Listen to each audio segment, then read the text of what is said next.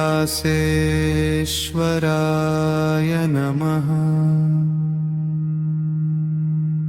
ॐ शान्तिस्वरूपाय नमः। ॐ उमापतये नमः। कैलासशिखरासीनम्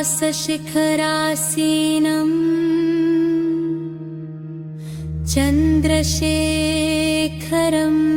व्ययम् करुणामृतसम्पूर्णम् वन्दे कैलासेश्वरम्।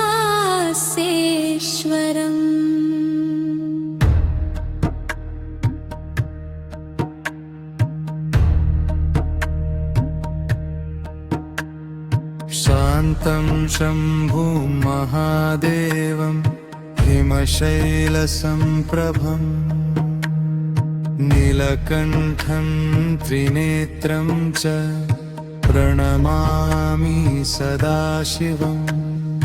हिमकान्तिसमाभासं हिमगिरौ संस्थितं हरं गङ्गाधरं महेशानं ध्यायामि हृदि शङ्करम्।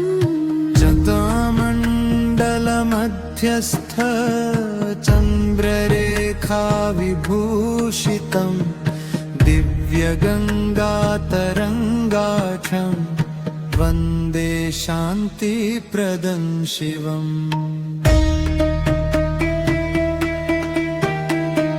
मन्दहासं प्रसन्नास्यं करुणापूर्णलोचनं भक्ताभयप्रदातारं कैलासेश्वरमाश्रये। यत्र शान्तिर्निराबाधा यत्र दुःखं न विद्यते तं कैलासगिरिं ध्यायन् शिवं शान्तिमवाप्नुयाम्।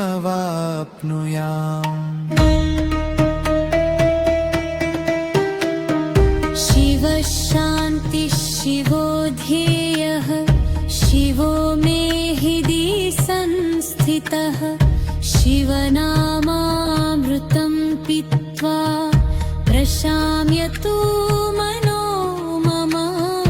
चिन्ताजालं विनश्यन्तु भयमेव प्रणश्यतु शम्भो पादाम्बुजध्यानात् शान्तिर्मे हृदि वर्धताम्।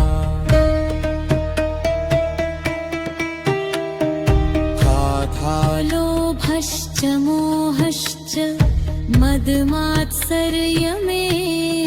च महादेव प्रसादेन विलीयन्तां ममाश्रया। अशान्तं यं मनपूर्वं तच्छिवेन प्रशाम्यतु अन्धकारं विनिर्भिद्य ज्ञानदीपो विराजतम्।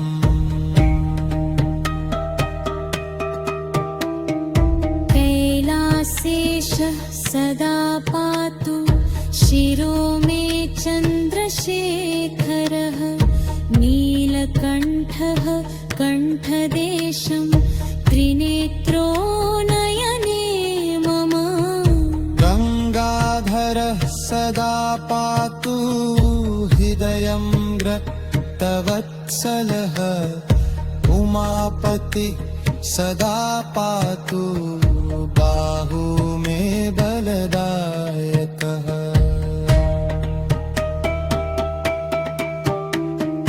पशुपतिः पातु पादो मे विश्वनाथस्तु सर्वतः महेश्वर सदा पातु प्राणान् मे करुणानिधि।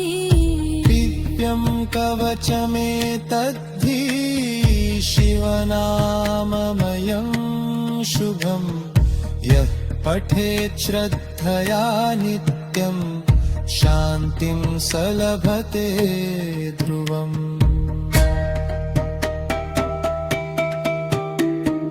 मनो मे शम्भुसङ्कल्पं वाणी मे शिवकीर्तिता कर्म मे शिवसेवाया जीवनं शिवमर्पितम् यत्क्लेशं हृदि सञ्चित्तं यद्दुःखं मनसि स्थितं तत्सर्वं हर मे शम्भो प्रसादं कुरु शङ्कर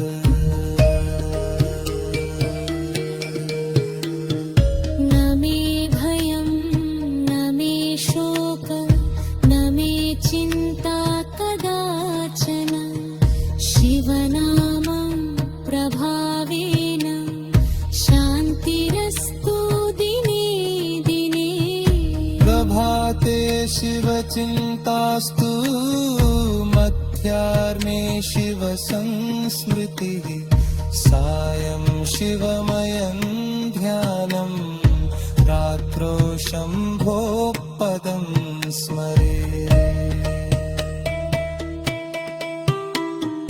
कैलासो दिव्यशैलश्च देवर्षिगणसेवितः यस्य शृङ्गेषु रमते शम्भुशाश्वतशान्तिदः न तत्र कलहो दुःखं न तत्र भयमस्ति च शिवध्यानरसासक्तं तं कैलासं नमाम्यहम्